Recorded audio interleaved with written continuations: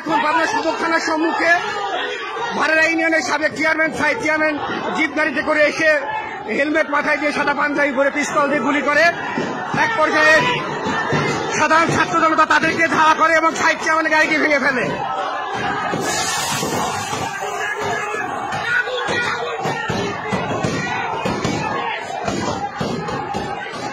ল্যাবেড হসপিটালের সামনে থানার সম্মুখে, সদর থানার সম্মুখে।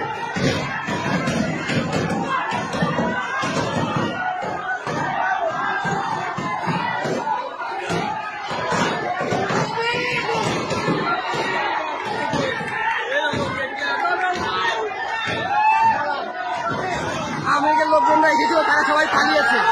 পাবনা শহরে এখন আওয়ামী লীগের কোনো লোকজন তার খুঁজে পাওয়া যাচ্ছে না। প্রত্যেক গলিতে গলিতে ছাত্ররা ঢুকে পড়েছে, খাওয়া করছে ছাত্ররাই।